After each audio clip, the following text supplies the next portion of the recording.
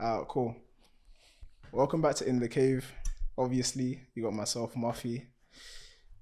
My guest. Do you even need to be introduced or? Joy is right now. I'm just admiring myself in the camera. Cause I know when we look at this back, about to look amazing. But anyways, nice to meet you, people. I'm back again as well with my fellow. What do you want to say? I don't even know what you want to introduce yourself as. But I'll say host, innit? as you know, I go by the name Davadi, aka the guy that God sends when He answers your prayers of lack in your life. Whatever areas that is, He sends me. You see? You know when it says, and I heard the voice of the Lord. Whom shall I send? And I said, send me. Do you know what I'm saying? That's who the body is in it. So welcome back.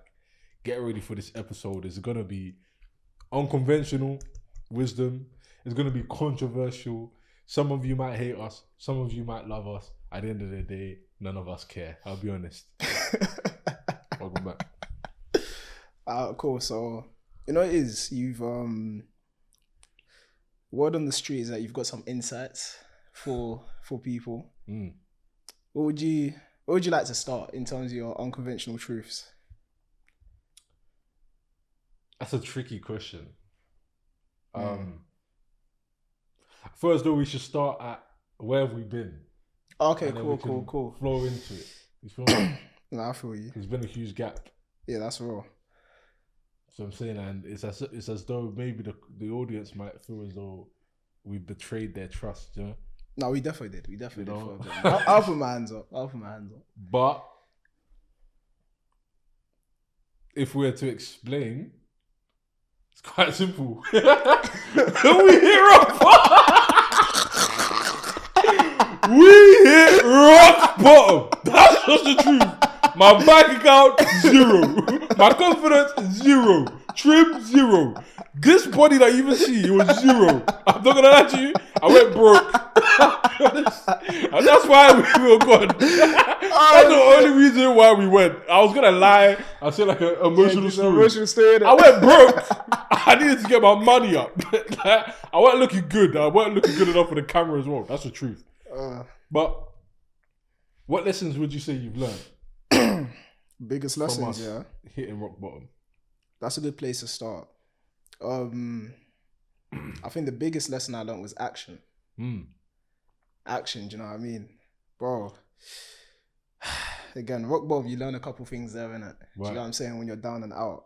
But I'll say the biggest lesson that, you know, I've integrated into my life is there's no such thing as a middle ground.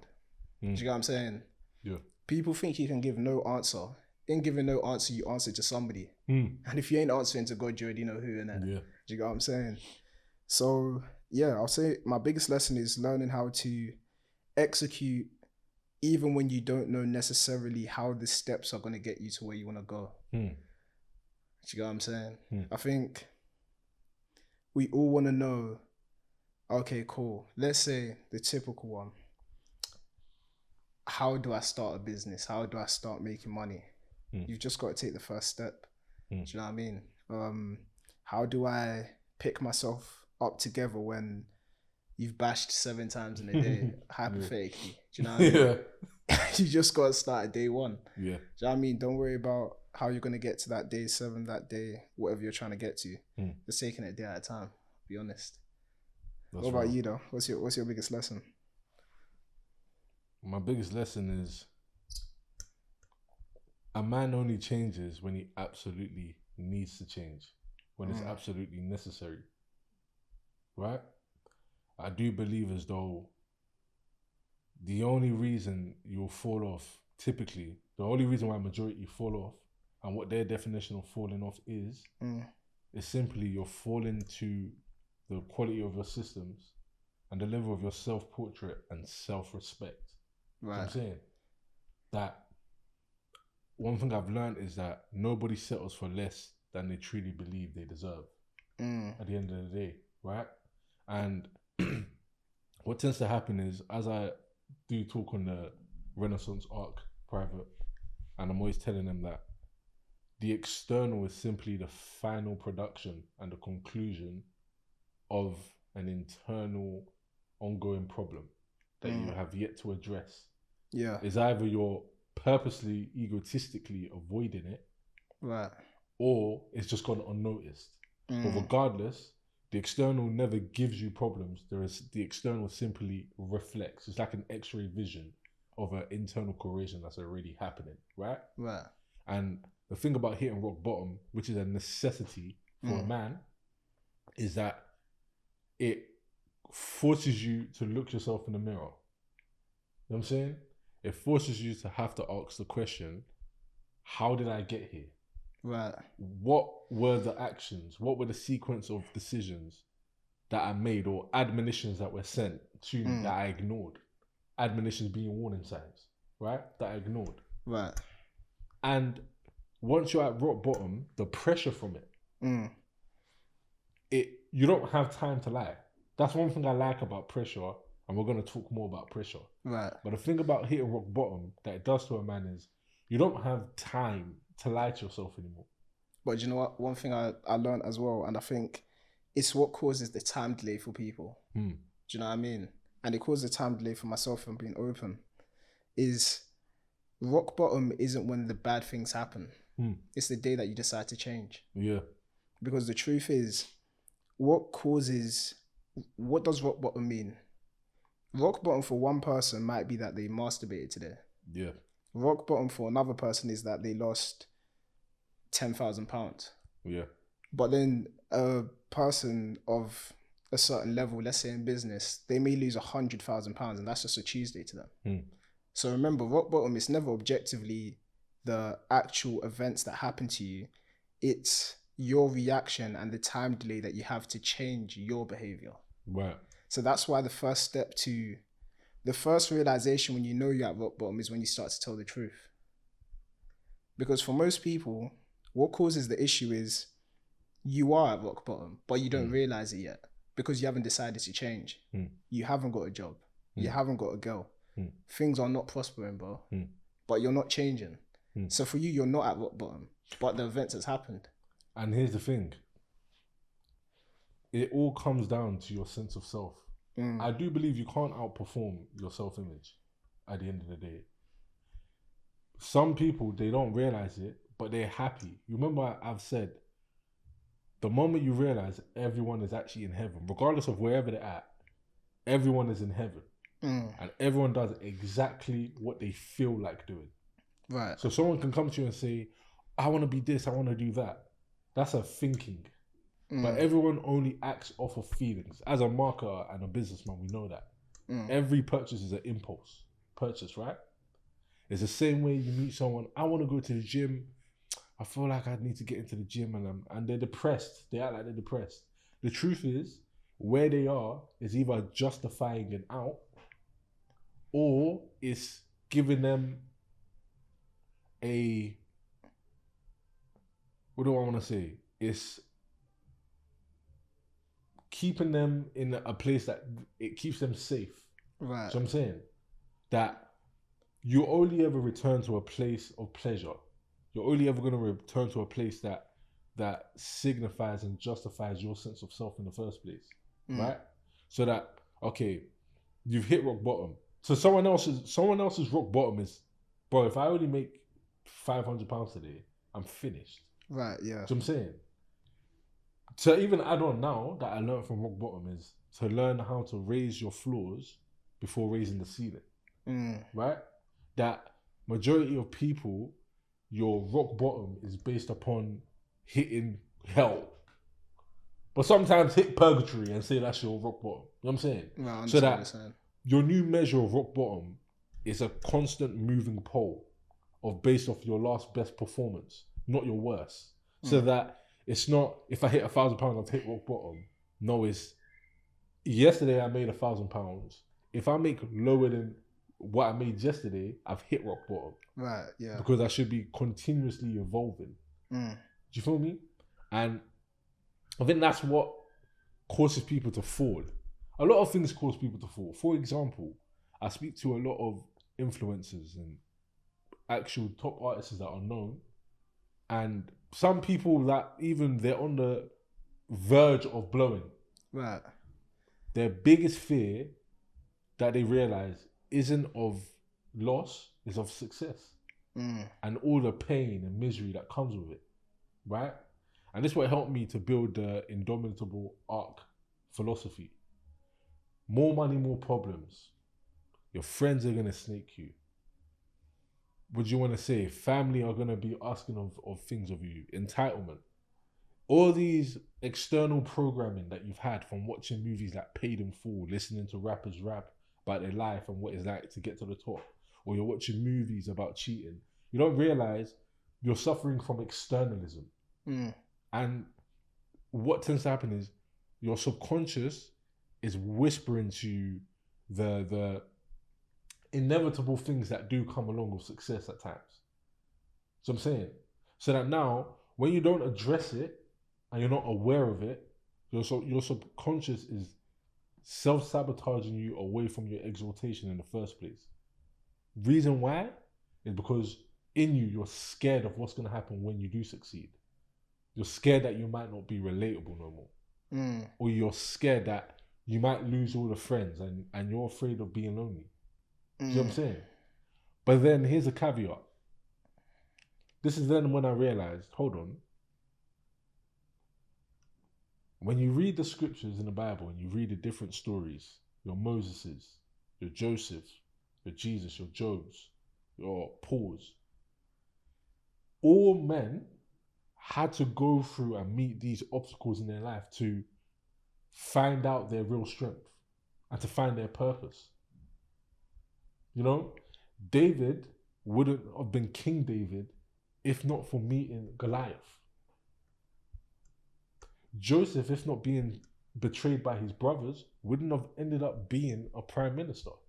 If he didn't go to jail, he wouldn't have found himself ushered into the room of greatness. You know what I'm saying? Yeah. Moses the same way. Moses was a baby that he didn't even grow up with his mum because they were scared.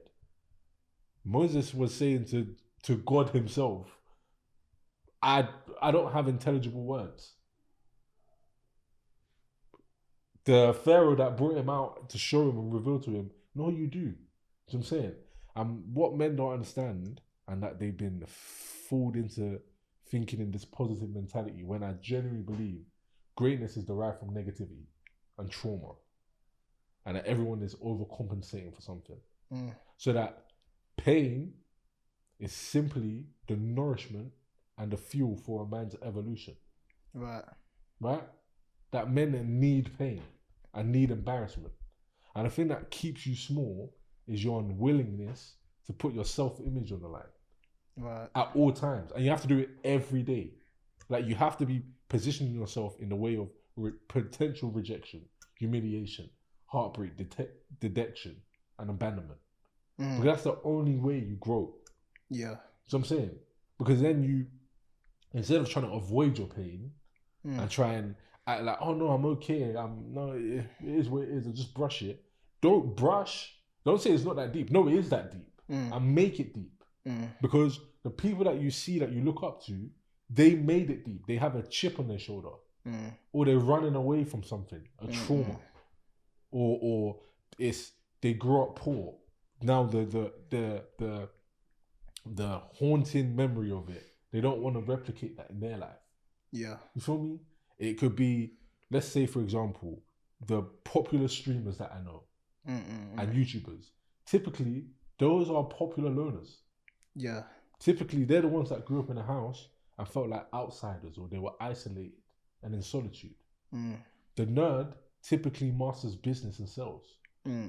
Because he's trying to be the cool kid in school. That's all he ever wanted. He wanted girls. Yeah. So I'm saying, there's many examples of this. You got Mike Tyson. I remember when I was saying, you can't be Mike Tyson. In order to be Mike Tyson, you'd have to go through what Mike Tyson has gone through. But the pain is what made Mike Tyson who he is. And he transmuted it and used it. But the problem is, what has happened is, with the red pill and the stoicism, and that end of life philosophy of stoicism, it tells you to push emotions down, dampen them, just become stoic and strong. But what life has shown us now, especially in our generation, is the emotional men that are winning. Emotionalism is winning. Masculinity as a singular frame, it doesn't work. You're gonna be poor and you're gonna get treated wrong. You need the feminine undertone. Right. Yeah. And remember, the feminine is more wisdom, is wise. Yeah. Feminine is psychological. For example, it's the polarities. Women are stronger in their interior. Men are stronger exteriorly. Women can play mind games. Men lose on the mind game part, the psychological warfare. They're the best at it. But men, you're best at just warfare with physical. Yeah. A man that can intertwine both, he's unstoppable. That, okay, a woman broke your heart. Don't sit down and be like, oh, let me just sulk and, oh, I don't want to hurt anyone. Bro, use that. That's an advantage for you. That's your advantage. That's why you see, like, for example, I think I was on X the other day and you had Offset in the gym and everyone's like, oh, I know what's happening. All men know that, oh yeah, now a guy's going gym. But what you don't understand is he wouldn't be going gym if not for that adversity. Yeah. And I guess it goes back to the to the previous conversation where it sounds juxtaposed to the traditional form of advice, but this idea of like forcing yourself into things, it doesn't make sense, because unfortunately the person that would tell you, for example, the guy that goes to the gym all the time, a person's going to go up to him and he's going to be like, yeah, bro, like you need to work on your discipline. Oh yeah, you need to work on your mentality. Little did you know, he caught his baby mum getting blown out in the back of his car, bro. So now he's got the determination to overcompensate and then go to the gym. So now you can be looking for the same resultants without the same inputs. And people are constantly doing that in every part of their life. It's like, oh damn, like how can I be such a talented rapper? Bro, like if a person's got trauma, remember their whole narrative is trying to overcompensate for the pain that they're feeling intrinsically. But then, okay, cool. Let's not focus on what you can't control, which is maybe you can't control past traumas, right? But what you can control is understanding when certain things happen to you. Because the problem is, right, and I fell into it too, and we were talking about it, where recently I find it hard to pray. And the reason that I do is because part of my prayer, I would be lying to say that God hasn't already blessed me with the things for me to fulfill it. Do you know what I'm saying? So when I'm asking, maybe help me have the discernment for the decisions I need to make moving forward, you've already got it, but you're just ignoring it. Do you know what I'm saying? And so going back in terms of what you can control, when you're asking that, okay, maybe you want to say, oh, I want to go to the gym, or I want to fix up my life and work on my financials. Now when you lose your job, or now when that girl hurts you, don't look at that and be like, oh my days, why did these bad things happen to me? It's the things that are going to push you forward to achieve them goals in the first place. And that's another thing. It's like the perspective is broken as well. If you had a child and you wanted to make sure he's one of the most charismatic people that there ever was, so maybe like a Jamie Foxx, most people think, oh yeah, cool, I'd give him loads of friends, I'd give him, nah. That's not how it works. Do you know what I'm saying? That's unwise. What someone's going to do is make sure that he has a lack of friends. So that deprivation, he's now going to overcompensate for it. And that's what's going to push him to become the greatest. Do you know what I'm saying? And you see what you're saying there is proof of the philosophy in the first place. That overcompensation rules the world. Insecurity is one surety that you will morph into the ideal version of yourself.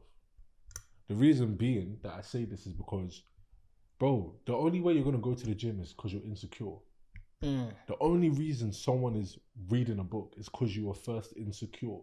The only reason you're posting on the internet, a part of it is insecurity. Everything derives from insecurity.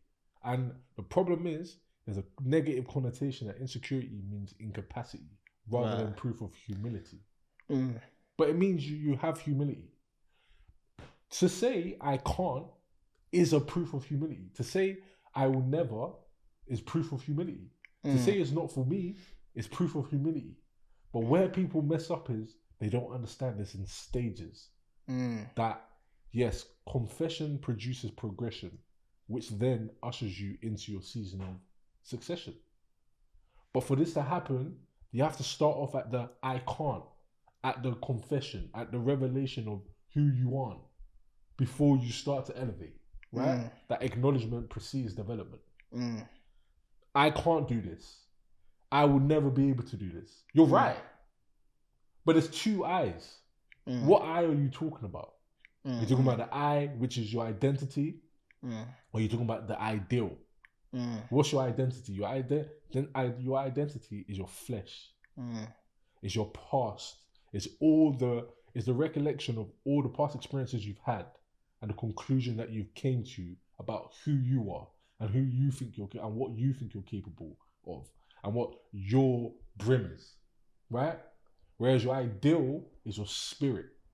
Your ideal is your future self.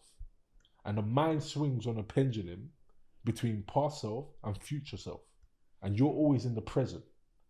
Present because it's the gift given to us by God. That who you decide to be today, are you on the left or are you on the right? Are you going to be your past self or are you going to role play your future self? And if you can role play your future self, now you'll be able to successfully play the role of your future self today too. Because today is the only day that ever exists. Meaning today is the only day you're ever going to live in. But the problem is, when you now say, I can't, people stop at stage 1. But they don't understand there's 3 stages. The second stage is, okay, this I can't. This, my identity can't. Who I believe I'm capable to be can't. But my ideal can. The spirit that flows within me, which is the spirit that raised Christ from the dead, definitely can. And it has no limits. I can. Now you ask yourself, who can? Now we're going to get actionable. Who can? Who is the emanation of the ideal within my imagination? Who can I role play? Who can I calibrate with and embody their systems, their way of thinking? Who has a foundation that I can just simply start there and till on the land? Learn the nuances based upon them. That's why mentorship is imperative for your success, right? That now is who can. Who is successful in an area that I'm not? And it goes back to the IQ thing as well that I was talking about. That IQ isn't based off your grades in school. Get that gone. That's the worst way of thinking. It's not based off of, oh my God, I got an A in English. You're an idiot. Sorry. Wow. You know how to put a couple words together. You're great. Oh, I got a 9 in maths. You're broke. What does that mean? Like, cool, wow, you can do some numbers. You got a B in science and you're still fat. Like, it doesn't, like, your biology is off right now. Clearly, you didn't pass anything. If anything, it passed away from you. My main point is that IQ, your measuring stick for IQ should be based upon your accuracy in reverse engineering people who are successful in areas that you are not, and how rapidly it would take for you to calibrate with everything they do and become an embodiment of them, right? That's the third process. You see where we started? You've had the humility to say, I cannot, I can't. Or let's say, for example, before I even get into that, in fact, let me say that. I cannot, I can't. Which I am I talking about? Is it the first I, which is my identity, which is a collection of all my experiences and the conclusion of who I believe I am? Or is it my ideal, which is given to me by God? Right? But, do you know, is even to touch on that with the ideal and the identity, and as you mentioned, identity is flesh. If you look at scripture, what does it always call us to have?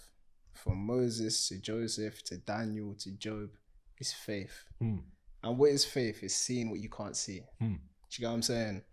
So now when we go back to, let's say, Peter and Jesus, right, in the storm, what happened is that Peter's looking at Jesus and he's walking on water.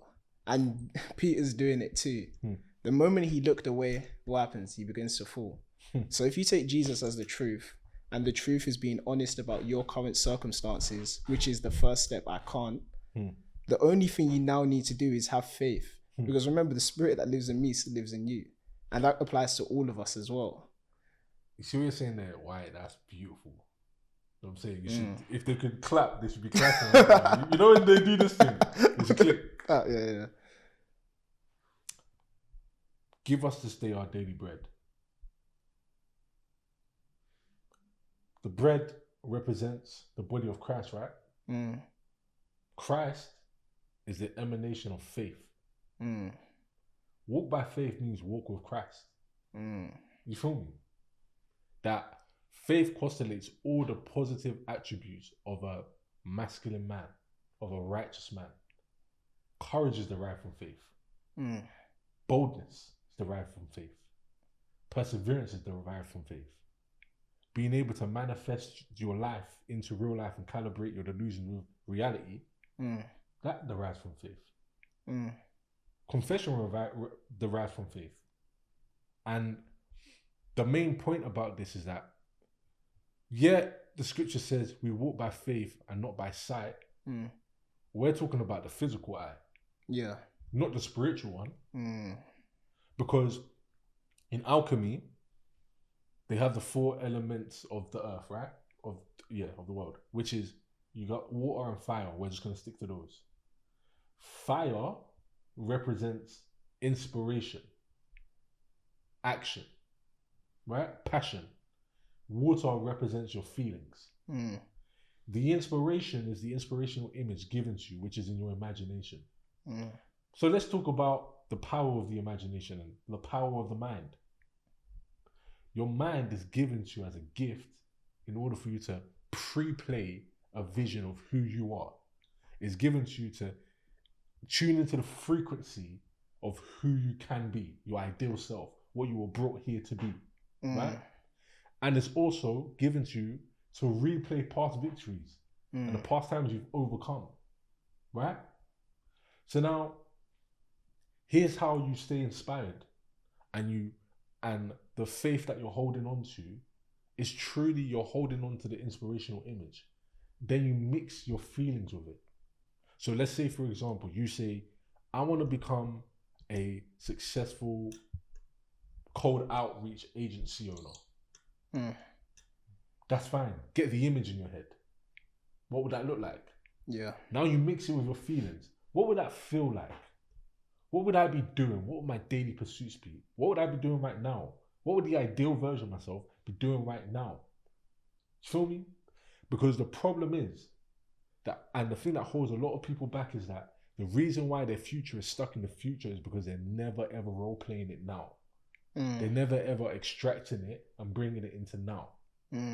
And that one incongruence will continuously keep them in a friction between who they should be and who they are.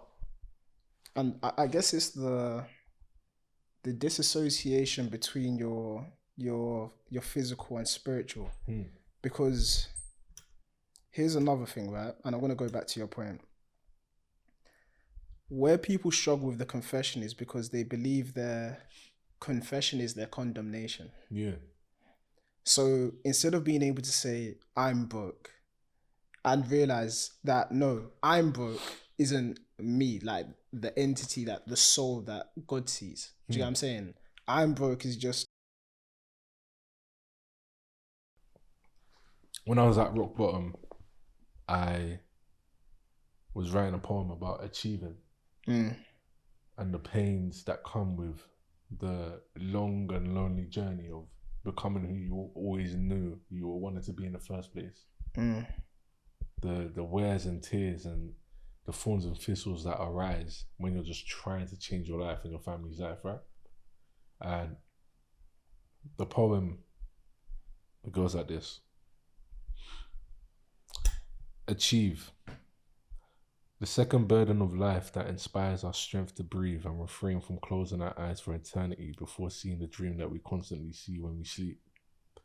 For every day and hour we spend fighting to believe in this dream we strive to achieve, there's another day and hour we spend praying for the burden of this dream to be relieved. And just like you, some days I do weep, wishing to be released from the duties of manifesting this dream and to want a life of normalcy. But the caveat is, I know if I were to be released, I would find myself in a house of the bereaved, never wanting to be awoken from my sleep. For I know if I am to fail in the process of materializing this dream, I would spend the rest of my eternity in the arms of the brother of death named grief. So as I narrate the tears of my heart that cannot speak, and I stare at the ceiling that covers the stars my eyes rose to see, and as I close the blinds over my eyes to dream a dream I yearn to weave, I pray we all get another day to achieve the vision that guides our feet and helps us see that there's always a reason to breathe. For the ultimate pleasure of life is to achieve. Right? And going on from what we were talking about, there was no way I would have been able to create such a poem that I've performed that for many people and I've seen grown men cry real tears. There's no way I could have created that without going through pain and trauma. That my main point is that pain will forever be fuel and nourishment for a man's evolution and to become indomitable. Here's another thing that men have been psyoped, and I'm against red pill, I'm against all self-help people. I wage war against them right now. Promise you. That's why a lot of people gravitate towards me, because they're like, yeah, bro, what you say is the unconventional of what's on TikTok and on YouTube that everyone's just regurgitating. Men have been psyoped into believing, not externalizing their pain and telling people what they're going through, and rather than hiding it and instead of telling people that I'm going through this, your mum and the people that confide in you and see you as the leader, they say that not telling them is a sign of masculinity. Hold it within. Be stoic. That's why men are dying. That's a lie. Pressure makes you accountable. The moment you tell your woman or your mum or anyone that sees you as a leader or a governor that you're struggling, the brakes are off. Your self-image and your masculinity is on the line. Now you can hear the daunting whispers of their doubts of whether or not you're worthy of the seat you sit on. What that does for a man is that now the mission isn't just about, oh, I need to transcend this and no one knows. Now the pressure is on that you have the sense of urgency to prove to others that, oh no, I can dispel this with my competence and with my knowledge and with my agency. Now your new mission is to show and justify and validate that this seat that you sit in as a leader and a governor is valid. So now the problem is when people don't know you're going through things, it extends the time, especially if it's people that confide in you. But now when you tell people, your ego's on the line. Now you have to prove, oh yeah, you know what? Yeah, I have this problem. Let me show you how I've solved it. So I'm saying, now your son maybe is seeing it. And he's like, oh, my dad went through this and I watched him go through it and he told me he was struggling. And he did it in such a short period of time. Do you understand? Do you know what I was going to just add on to that is, I think it's similar to what we were talking about the other day, where it's like, I guess telling the truth is the hardest thing, innit? Do you know what I'm saying? Honesty, it feels like death. Yeah. And the reason that the reason I came to the conclusion that honesty feels like death is because just like death, we don't know what's going to happen afterwards. But when you tell the truth, the reason it is death is because after you tell it, you're in the presence of God and there's no one else. And the only place that is heaven. Or if you go back to the beginning, it's Garden of Eden. Do you know what I mean? Before the fall. And I think it's really just pushing the narrative that honesty, you transcend. Yeah. You don't die. Yeah. Do you know what I'm saying? As a Christian, you've got a cross on your chest. The reason you've got that is because you believe when Jesus rose again, you're gonna rise with him. Do you get what I'm saying? Can't remember what verse, but it's Paul said it. We don't fear the second death. Do you get what I'm saying? To live as Christ, to die as gain. Exactly. But people think, if I told her what I'd done, it's over. If I tell my mum I don't want to do this job anymore, I'm done. Without realizing that's where your new life begins. Do you get what I'm saying? Just like when a pope gets elected, you get a new name. Do you get what I'm saying? Just like Paul, he got a new name. Do you get what I'm saying? And not to get too scriptural here, do you know what I'm saying? But we just have to break it down. Yeah. God gave Adam the ability to redefine anything. Do you know what I'm saying? How ironic is it that once we are born into our new lives, we get to rename ourselves? And people, bro, you get to do this every single day. Do you know what I'm saying? You don't like who you woke up as. Wake up.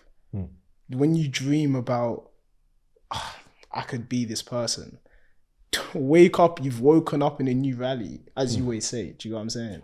And to add on to that is, I said this to my brother yesterday. I said, because he was having questions about, I don't know if I'm a life coach or if I'm this or if I'm that. Like, I don't think that's me. And I said, none of them are you. None of them should be you. That the egomaniac seeks identity, originality, and indifference, but the servant seeks adaptability, versatility. He seeks agency and how to help. So that now, when someone says, "Who are you? And what do you do?" I am who I am needs me to be in every moment. Who is I am? God. Right? That one day you might be an introvert, but one day you're going to have to be extroverted enough to preach the word of Christ to someone. You might not be a controversial person. Confrontational person. However, in this moment, you see that a brother's doing something wrong, or a sister's doing something wrong, or your girl or your guy is doing something wrong, and you become a confrontational person. But if you're fixated on an identity of who you think you are and who you believe you are, you will never be an open vessel. Don't be a tunnel, be a vessel. It's two different things. Aim for being malleable and versatile, not fixated and rigid. Yeah. Because God's going to need you in certain moments that call you to be someone that is the total opposite to who you are. And you need to be that. If not, you've precluded someone's growth. And now that goes on to my main point. What is your compass for should I or should I not? It should be based upon this simple question. Does the product of my actions lead to the glorification of God? Does the illumination of who I am illuminate the path for others to seek Christ in their life? And thank God. It's to aim to be the angel of the Lord. That when they talk about be not forgetful to entertain strangers, for by doing so, some of you have unknowingly entertained angels. Be an angel. What's an angel? An angel is just simply someone that solves, that brings insight. That when you're in the catacombs of the devil and you're in the home of the devil, which is confusion, you bring knowledge and light to that darkness. Because darkness, wherever there's darkness, there's no knowledge. There's confusion. There's stagnation. Right? And here's the thing. The idea of evil, I'm about to change it. And who the devil is. Right? Let's make him let's forget about humanizing him as the devil is the devil. Now let's talk about where the devil can creep into your life. There's 2 ways. 4 ways actually. Sometimes the devil is the past. And sometimes the devil is the future. What do I mean? Let's talk about the spirit of perversion and the spirit of negation. Everything is poison. Everything. Everything is poison. Now it's the dosage that you use that determines the potency of if it hurts you or helps you. if it's a remedy or if it's your enemy, right? What do I mean by negation? You can be a prudent person, but you can overdose on prudence so much that you have analysis paralysis. You can overdose on prudence so much that you believe you're God. That all you do is, like I say, a man suffers more in his imagination than in real life. That all you do is you pre-play the negative events. So now you procrastinate. Now you're stagnating. So I'm saying? Now you're suffering from indolence. You're not taking action. God has given you a vision. You don't know if you're a viable vessel for God because you're stagnant. God gives you an idea. There's an idea right now in your notes section that you should have been doing. You should have been executing, planning, strategizing, delegating. But you're not doing it. Why? Because you're prudent. Because you think you're smart. And then you have that contrarianism that's deep within you that you genuinely believe, I'm going to find the easier way. That's why you sit down and wait. I'm going to find the easier way. I'm going to find a shortcut. But here's the funny thing. This is the funny thing about the journey. If you try to take a shortcut, you elong and enlarge the surface of pain you're going to have. You make the problem even bigger. Because the truth is, you have to go through the pain. You have to go through the fire to be fortified within. Always. Right? Now let's talk about the spirit of perversion. Is sex wrong? No. But lust is. That's because you're overdosing on the poison. You know what I'm saying? Mm. Is nervousness wrong? No. But when it turns into anxiety, yes. Is paranoia wrong? No. Not always. Sometimes being paranoid is going to save you from certain things. Mm. It's a human trait. It's a primitive trait. That sometimes you have to be paranoid. Maybe there's someone that genuinely is trying to hurt your life and your paranoia is helping you. Mm. Is pessimism wrong? No. But when you're overdosing on it, yes. Anything that stops you from becoming who you need to be. Anything that stops you from achieving the things that you know you can achieve. Or anything that stops you from helping other people. That's the devil. Mm. But typically it comes from thinking in the past and replaying past events that hurt you rather than helped you.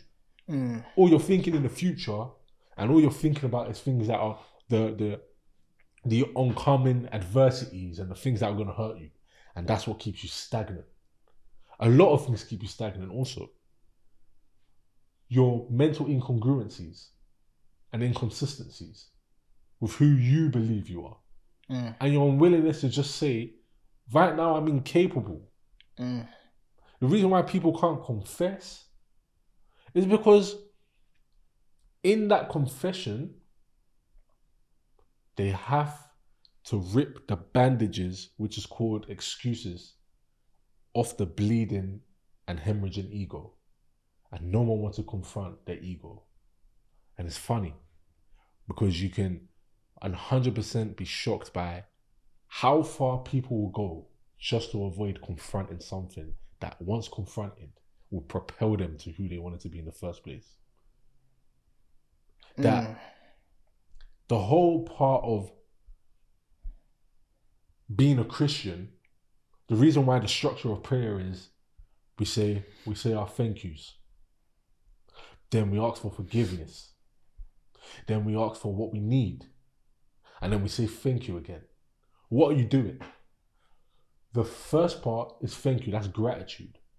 The second part is confession and humility. And you're reinforcing humility. The next part is even more humility and self-awareness of, I need something from a higher power. I need you to give me this. Then the ending is gratitude again, right? And what is gratitude? Gratitude is the feeling you feel when you're getting more than you deserve. Right. What is wealth is when you have more than you need. But many people are operating in the spirit of justice. What's justice? You're getting what you deserve. So now what happens? This is why I came up with the indomitable philosophy. Many people, you're sinning. You know you are. That the only thing standing between you and your life is a sin. Right? The harshest truth is you're always going to be a sinner. No one wants to hear this, but the truth is, if you don't integrate your shadow and you accept that there is sin in you, you're not going to stop. But that's why you need a Christ. That Christ, without Christ dying on that cross, we were all guaranteed to go to hell. Guaranteed. That when Paul is talking in Romans 7 and 8, that why is it I know the good I want to do and I still can't do it? I would rather die in this flesh so I can just go. That's what it is to be a Christian.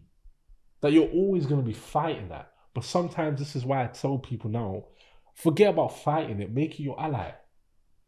Because what's the point of, if you know you have a struggle with lust, what you have right now is a struggle with overdosing on it.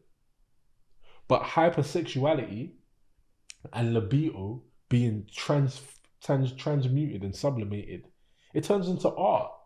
You turn into the best salesman. You have the most vitality compared to anyone. It's an edge. Always. You're the most persuasive and innovative. If you check the best people who are creative and the best people who are the best salesmen, the best creatives and the entrepreneurs, they have a strong, high sex drive. They're just learning how to transmute it and sublimate. If you have anger issues, it's not that anger is bad, it's you're overdosing on the poison of it. Anger transmuted, you're unstoppable in solo sports. Unstoppable. If you have detachment personality issues, you're not broken. Brokenness is the prerequisite to fixing the world. If you have detachment issues, you're going to thrive in the financial sector. As a trader, no one's stopping you. As a psychologist, no one's stopping you. As anyone in criminology, no one's stopping you. As a lawyer, no one's stopping you. Because you're able to detach better than other people. If you have addictive, obsessive personality disorder, it's not a disorder. Until the problem is, your flaws are only flaws because they're in the wrong place. You're not utilizing them in the right environments. That's the truth. That you can take a lung from a dead person and place it into a live human being. And now that vessel works, right? It's not broken anymore, is it? That's the problem. That's why I don't like therapy. And I tell people about therapy and why I say therapy is gay. Because therapy tells you to run away from yourself. To dampen and not use the fuel and nourishment, which is pain and trauma, which is brokenness and insecurity, not use it, but rather try and find a way to fix it. But you know what happens? You turn into Mike Tyson now. Mike Tyson before had anger. He got bullied. Someone killed a pigeon in front of him. And he said to himself, when I met my trainer, I knew from that day I was never going to let anyone do that to me again. That's where most of your success will come from, you saying something like that.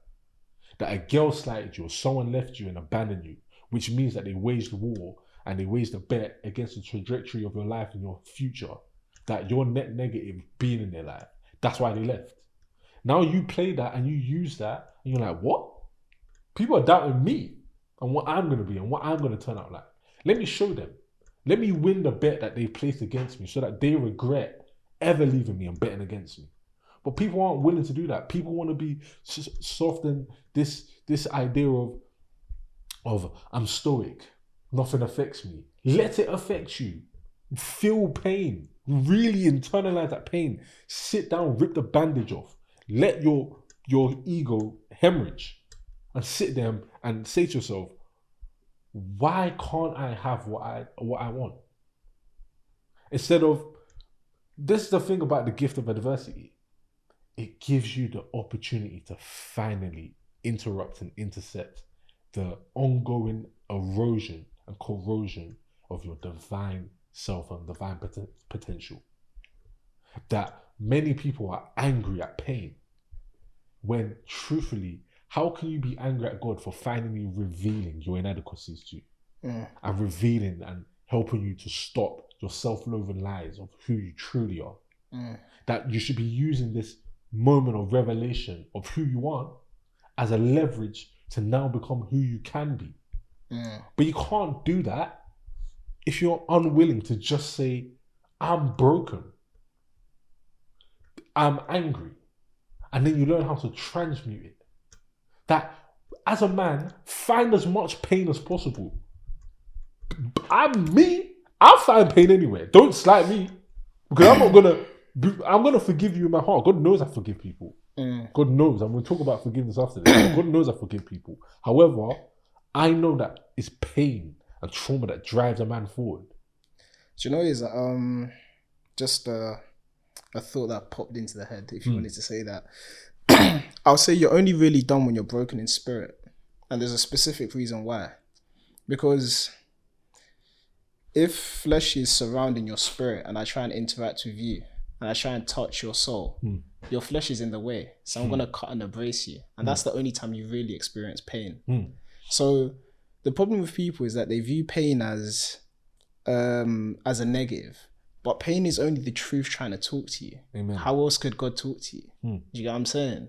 It's gonna be through pain. Yeah. Because unfortunately, you've got your flesh, your ego's in the way.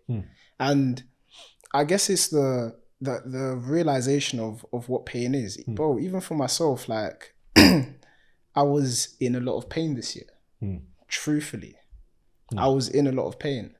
But what people don't forget is, once the pain's interacted with you, you've been given the resources to go and become the Mike Tyson. Is that people will let the trauma happen to them, whatever that may be. For me, I'll be real. A couple things, bread, car, relationships, you know what it is. But family as well. But then you're waiting for something else to come. Oh no, this pain, it came to me. Surely there's going to be a Dropbox with a package of some other things to help me. No, the pain is all you need. You've got the rest. Now go and chase your dream. Now you've got the inspiration. Now you've got the drive to go and achieve. And here's the funny thing about this pain. Sometimes people believe that just because you're going through pain means you're going to make it. Then now you feel a sense of entitlement because you're going through a lot of stuff. I'm here to tell you, life ain't Moses and them, man. You better get up and start making things happen. That sometimes you can genuinely have an entitlement to success because you're going through pain. Like, oh my days, I'm going through so much pain right now. It's because, you know, I'm God's strongest soldier. No, you're just an idiot. Harsh truth. Sorry to say. That's true. Yeah. Oh, it's God's timing. No, sorry, you're just an idiot. You're incapable right now. Yeah. You don't have the competence to get what you want. Everything, all pain, all loss, all depression is derived from a failed sale. Yeah. You're incapable of marketing yourself, whether that's, oh, I want a wife, or I want a man. People will be sitting in church praying when faith without works is dead. Go outside and learn how to market yourself. The sell part is the reason why, you go on a date with a woman or a man and you get aired or you get slighted. Sorry, mate. Failed sell. You can't make money. Failed sell. Failed at marketing. If you can't get what you want, you're either a bad marketer or a bad product. That's it. People don't want to accept that. That's just the truth. But someone would say God's timing. Here's the funny thing. Your life changes precisely at the time it takes for you to calibrate and sync and embody your ideal self through your processes, your daily pursuits, your goals that you write down. That's it. Your life changes at the speed at that. But on top of it, your life changes at the speed it takes for you to just be truthful with yourself and confess who you are. Just say it. I'm broke. Who said that there's something wrong with hating yourself? Hate yourself. Hate this version of yourself. You can be a different version tomorrow, but you need to hate. Do you know what I'm saying? People don't understand that. Yes, where there's light, there's darkness. You need both. Integrate your shadow, nourish your light. You need to hate.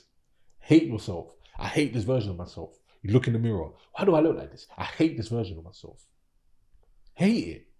So that now, the thing about hate is it causes you to run away from it. You talk to people, I hate my father. So what happens? they end up trying to be nothing like them.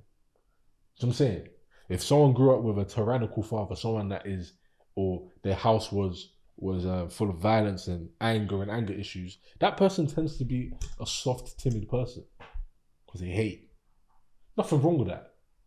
But use the love that you have for your new self to thrive and become who you want to be, right? That's where most people go wrong. There was something I wanted to say. Wait, hold it there. Let me just check. One of the revelations I had this year, and a lesson I learned, is I hated my dad so much that I became him. I was unwilling to forgive him to the point where God had to turn me into him to gain the humility to forgive him. And it's something that I've realized in life, is that whoever you hate or are unwilling to forgive, you become it in someone else's life so that you can gain that humility. So if someone cheated on you and you haven't truly forgiven them in your heart, you may not become a cheater, but you may become someone who now deals with a lot of girls or girls that are cheating. You become that person, and now you're gonna have to gain humility. It might have been someone that abandoned you, but now the irony is, the person who has a fear of abandonment is the abandoner now. Because what happens? Your fear of abandonment, because someone abandoned you, is gonna make you preclude other experiences. But now what's going to happen is, if you don't forgive that person, God's going to turn you into that person in someone else's life. Maybe God sent this woman into your life to change your life. Maybe this woman is for you. You're going to abandon her because of your fear of abandonment. You see how it works? When I learned this, I realized forgiveness, although it's for the other person, is mainly for you, because it sets you free.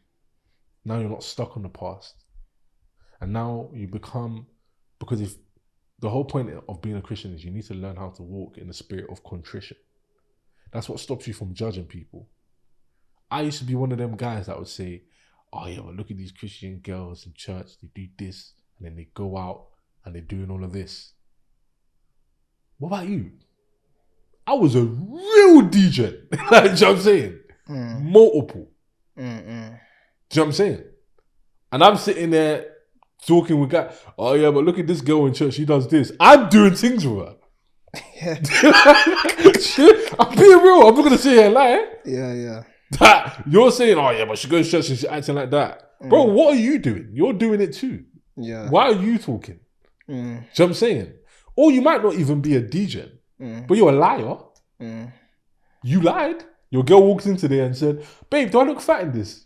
And you know she does. You lied. And the thing about the Bible is, all sins are equal, apart from that one unforgivable sin, which is the blaspheming the Holy Spirit. It doesn't matter. The person that you're unwilling to forgive that cheated on you, you're going to be surprised when you walk into heaven and he's there with you. The person who may have killed this person and you're unwilling to forgive them, you're going to be surprised when you get into heaven and they're both there. This is what I mean by the necessity of Christ dying on that cross. Because then you realize you're never going to be perfect. You'll never. You aim for it. Try and be perfect. But you're never going to be Christ. Why? Because Christ is God. You're never going to be God. Yeah, it's great to aim for it, but I do believe that it's a funny game that's being played. That God is basically letting you know, yeah, of course you can't be Christ. That's me. Like, of course you can't be perfect like me. Sinless. That's what I'm saying. Yeah. But try your best. But even it, and it says it, even your best is like filthy rags to him. Yeah. That's what I'm saying. So, and here's the thing, right?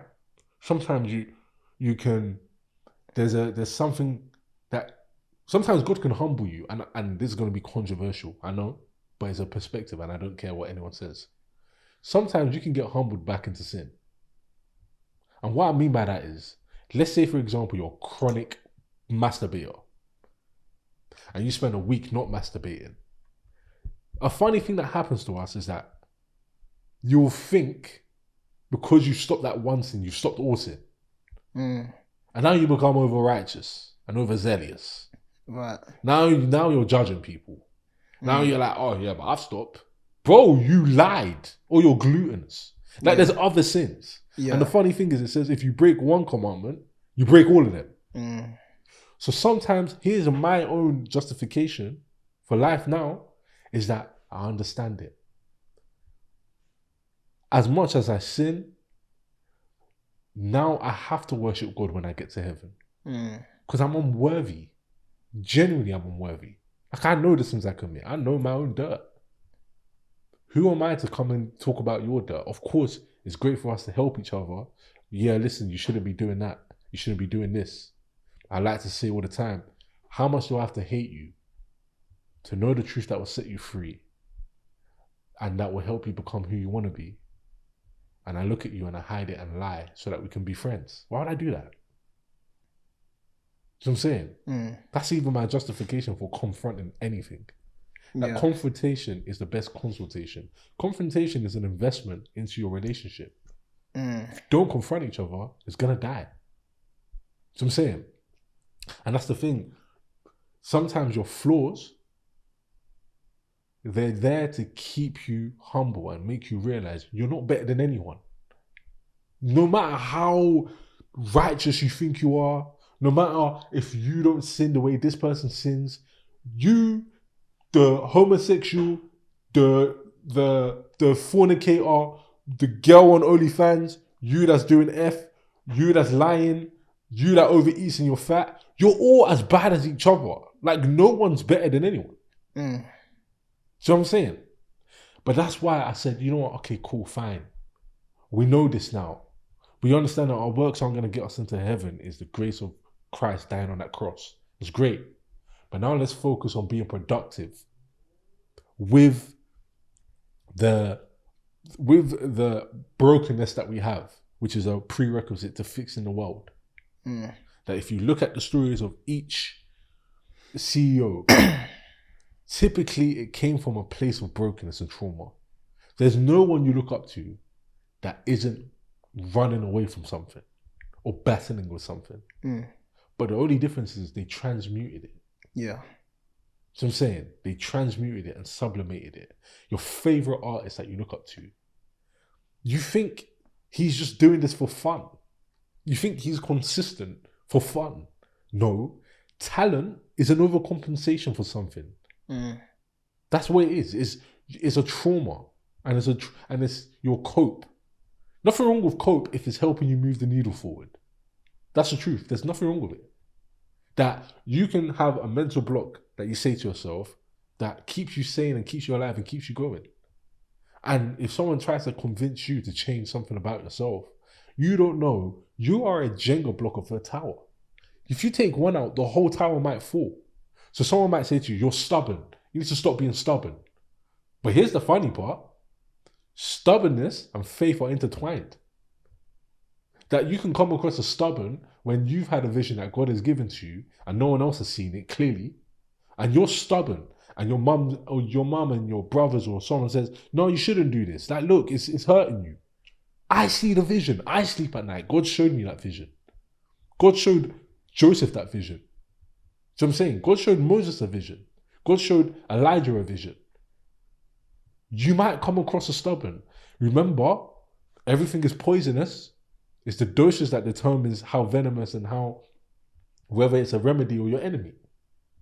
So now you stop being stubborn, right? And now you're open-minded all the time. Now everyone can persuade you, and now you become someone that you're unstructured. You don't know anything. And now you're going through an identity crisis for no reason. Be stubborn. Double down on it. It's going to hurt you sometimes. That's just the truth. Now you're someone who has anger.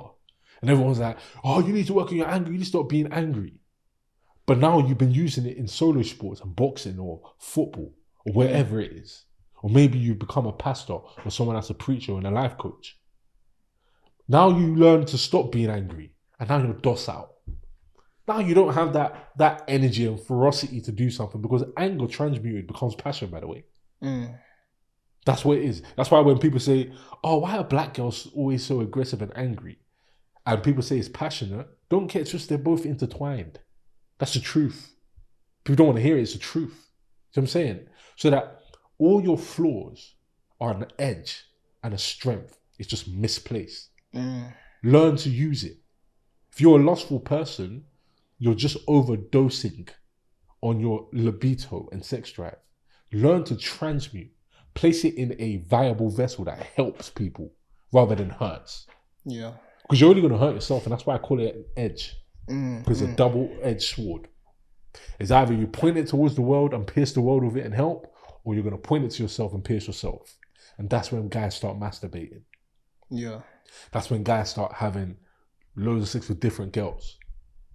Because you're running away from it. You don't want to accept who you are. Accept who you are and accept that this is your battle. This is your Goliath. This is your mountain that you have to find the mustard seed of faith to move. Tell it to move. That it's not standing in your way no more. That you're going to have to find a mustard seed that, you know, when it says, if you have the faith the size of a mustard seed, you can uproot a tree, a sycamore tree. That just means the deep-rooted, self-limiting beliefs within you. And let's talk about imposter syndrome. Imposter syndrome is simply the unveiling of all the deep insecurities and times you've told yourself you're inadequate is coming to the surface. The erosion of the fabricated mask that you have been wearing is beginning. And now your ideal self is illuminating through its cracks. The question is, are you going to accept who you are and who you are divinely fashioned to be? Or are you going to go back and try and hide? That when you're feeling that anxiety when you're in a new environment, no, it's new to you, your flesh. It ain't new to your spirit. Your spirit always knew. And that little feeling that you're having where it's, but am I worthy of this? Am I supposed to be here? Hello? You're not worthy of this. It's not about thinking you're worthy about it, because that might make you arrogant and pompous and hubris. But it's for you to say, I'm here, the reason I'm here, the only way I could be here is because I was meant to be here in the first place. And now you have gratitude because you're getting more than you deserve. So I'm saying that now you're simply calibrating. And that last friction is your flesh dragging its claws on you to come back, to hide. You're here now. Embrace it and take it in. Embrace the opportunity you seek. Because there's the thing about life, right? When there's an opportunity, you need to take it. And you have to hear this clearly, like hear this loud and clearly. When there's an opportunity, you have to take it. Because the thing about opportunities in life is, when they're yours, they're yours. But when they're gone, you may never get an opportunity to get them back again. I'll never forget when that person said that to me. I've lived my life differently ever since. Because you can live your life being scared. Courage is having the faith in your ability to bounce back and resurrect from anything. Anything. Courage is simply knowing, even if everything goes wrong, I get humiliated, rejected, embarrassed, heartbroken, I can bounce back. Because if you ask yourself, what are you afraid of? And you find out, you'll realize everything that you're afraid of happening has once happened before, maybe on a smaller scale. You've been heartbroken before, you survived and you lived. You've been broke before, you survived and you lived. You've been embarrassed before, you survived and you lived. So I'm saying, you've been rejected before, you survived and you lived. So where's the loss? Because the funny thing is, no matter what, if you take a chance, not a risk, it's not a risk, it's a chance. Two things, there's only two outcomes, by the way. The two outcomes are simply this. You're either going to lose and gather more data, and now you can make a better data-informed decision. Or you win and you transcend your situation. So where's the loss? The loss is always at the start. The loss is when you hesitate. The loss is when you procrastinate. The loss is when you pre-play the negative outcome before the positive. The loss is when you know you have more to give and more to release out of yourself, and you don't do it because you're scared. But what you're afraid of has already happened to you, and you've transcended it. Why are you scared? There is no loss at the end. All you're trying to do, and the whole point of being indomitable, you're just trying to prove to yourself that nothing can stand in your way. That I don't mind what a girl could break my heart. I'm going to do it. Because here's the thing. Again, for a man, the more pain we have is the nourishment and the fuel for your evolution and exaltation anyway. Men don't lose. You don't lose. If you lose, you even have more strength or more fuel to win. So now, you know what? Why would I be playing on the sidelines of life? Oh, you know what? And guys use this thing of, oh yeah, but you know, the girls of our generation now, Stop it. Because one thing you can do to yourself that is you will torment yourself for the rest of your life is saying that you don't want something that you know you desperately want in your heart. You know you want a girl or a wife. The moment you try to convince yourself, I don't want this, you're just fighting yourself. Girls do it too, and I get onto some of my female friends all the time. Stop. You're just fighting yourself. And then here's the thing as well. Sometimes an aggression is someone's confession. So when you're angry, or, oh yeah, but I hate men, the truth is they're confessing that they want them.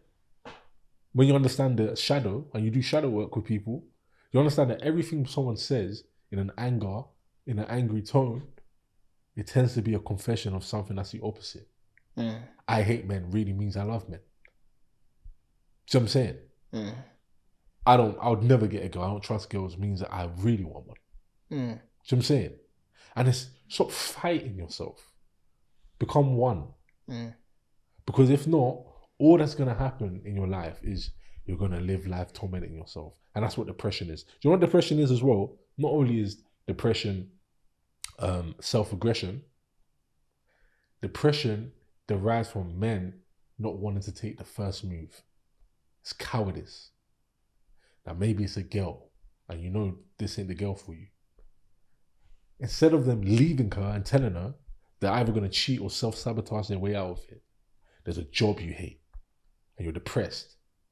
Instead of you to utilize this pain and embarrassment, the shame of why am I in a place that I don't want to be? How can I be under regimen when me as a man, I have no option but to stay here? Instead of using it, they're cowardice. They stay instead of making the first move, doing whatever it needs to be done. People are scared of using the edge. People are scared of integrating their shadow. You need to. If not, you're going to be depressed. And I'm just going to say, cut yourself into just being mediocre when you were made for greater things. That's just the truth. And the whole philosophy that I've been telling to all the people now that come to me, I tell them, listen, all you have to do is integrate your shadow and nourish the light. Help yourself. You find out there's negative things about you, turn them into a positive thing. You're angry at someone, that's fine. Learn to forgive them internally, but extract that pain so that you can transcend your situation. We were talking about Adam in the Garden of Eden. God gave us the power to redefine anything. I feel as though as a man, you need to find your own definitions for words. What is freedom? To me, freedom is doing what you're supposed to do without feeling a need to do it. What is financial freedom? Financial freedom is the confirmation that you've built enough systems and connections that even if you went to zero today, you can make it all back again in a short period of time. What's courage? Courage is the faith in your resurrection from anything that happens. What is losses? Losses are redirection, path correction. That's all it is. And the yeses, so the no's, are telling you are redirecting you.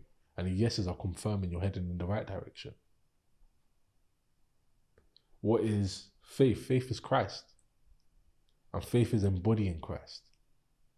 Faith is knowing that you are made for more. even though you see less?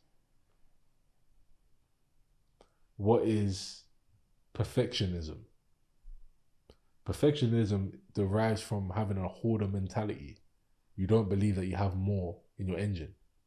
So now you have to hold on to this one because it's as though, oh, without this, I'm done. Like if this one doesn't work out, I'm done. That's not how life works. You can put yourself into negative thought loops like that. Just like the thing of when I tell men, do not act surprised by your wins. Never do that. Never do that.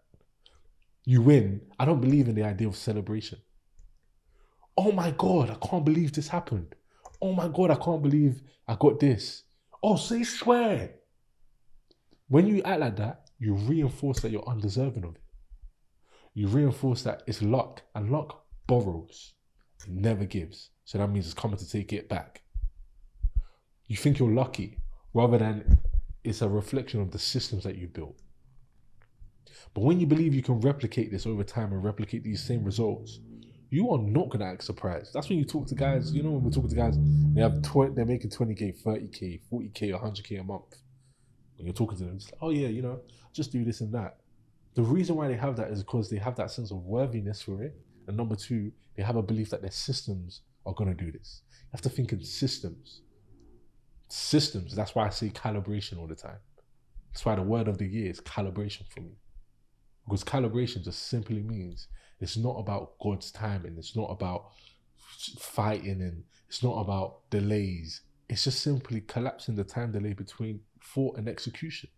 It's simply calibrating yourself with winners and resisting the urge to try and be original and recreate a wheel. No, copy. The copycats win in life. That's the truth. The copycats win in life. Instagram copied Snapchat. Snapchat copied Instagram. TikTok, they even have the streak thing right now. Everyone's copying everyone. But in school, they told you, don't copy. That's the dumbest mentality. You were supposed to find the smartest kid and copy. Because that's how people are winning in life now. That's how they're winning. It's through copying. And that's why you have to learn how to find the right people. But you need a foundation first. Men always ask me, oh, how do I find my purpose? I give them a short narration of a story which a man goes to God and he says, God, show me the way. And God says, go away. And his countenance falls and he's sad. Goes back to his family and he says, God told me to go away. But really what God said is, go away. The right way or the wrong way, it will always lead you to your path. But sitting on the fence, which the fence does not exist, because there is no such thing as a fence, there's no such thing as the middle ground. You're either doing everything you can to succeed, or you're doing everything you can to stay a failure. You're either working hard or hardly working. You know what I mean? You're either Christ or you're either Satan. You know what I'm saying? There is no middle ground, and that idea of a middle ground is what's keeping people poor. You think in eventualities. That's where laziness comes from. Laziness comes from the idea of you're going to eventually do it. But what you don't realize is that the man in your head is a forecast of who you will be once you put in the effective amount of hours to become that person. So now you mask your fear of never actually calibrating with your ideal in the words of procrastination and perfectionism, or I'm going to do it later. Tomorrow only lives in the mind of the procrastinators. Poor people live in the future and the past. People who are successful live in the now. Your present. The gift of the present. If you think too ahead in the future, you have anxiety. If you think too far in the past, you'll have depression. But if you think now, you're always going to have the motivation and inspiration to make things happen. That's why you always have to tell yourself, am I thinking of being or am I being? That's it. Because you can't be until you are. So there is no future self in the way of thinking of future. No, there's an image that you need to calibrate yourself with and embody. And you have to bring it. Yep.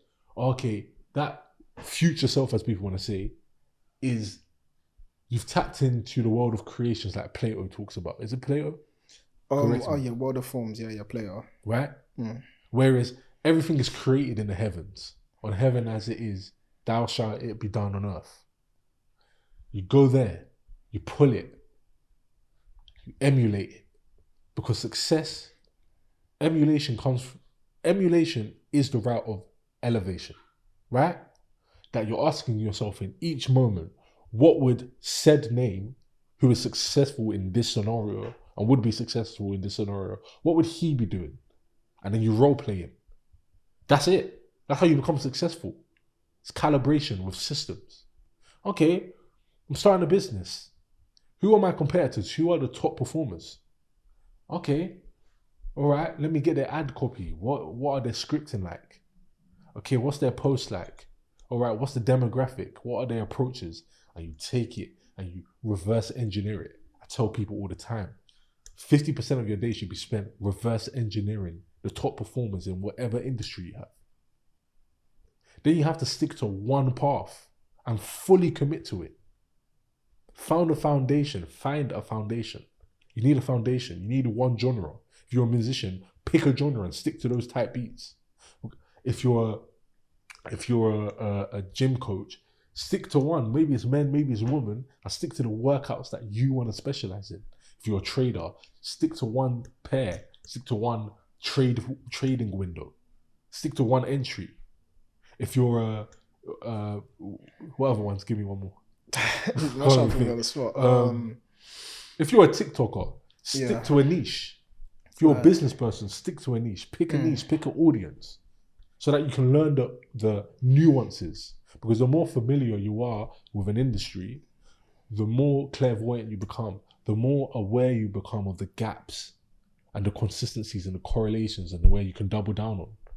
But you can't do this if you're constantly fluctuating and deviating from paths. And I want to do this, I want to do that, I want to do this. You live like that, you're going to be a failure. How many years have you spent doing that and it's not working? This year could change. Next year, 2025, can be the best year of your life if you decide to be honest and if you decide to pick the right foundation and you till that land and then you decide to simply calibrate. You decide to not try and reinvent the wheel. Forget about being original, because original is simply a remix of old ideas presented in a new way in the first place. Grab the old ideas and yes, find your own way, add your little twist to it, but focus on not reinventing the wheel, focus on calibrating with the wheel and using it. And then you can study it.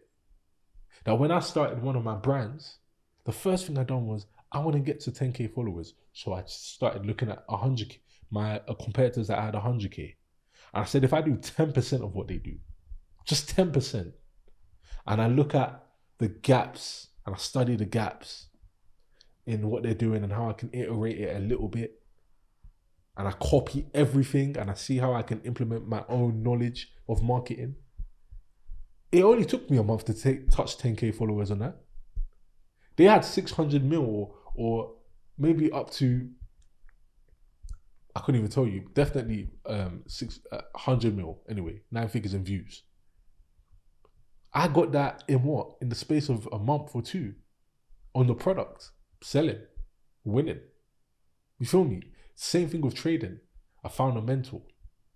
And here's the thing that I learned along my journey of getting to where I am now anyway, still got a long way to go of course, is that it's as simple as they say it is, but your sense and search for a sense of significance is what's going to make it harder for you. And all that's going to happen is over these years or the months, however long it takes you, you're just going to submit to doing what they told you to do. Your sense of significance, that searching that you're looking for, because of school. School told you to be at the top of the class, you had to be smart. And now you feel as though the only way you can win in this life is you have to prove you're smart to people. You don't want to realize that even dumb people can do what you can do. That's the truth. So you're going to find a way to make it harder for yourself so that the story sounds a lot more harder. So it justifies your worthiness of it. So now you want to be significant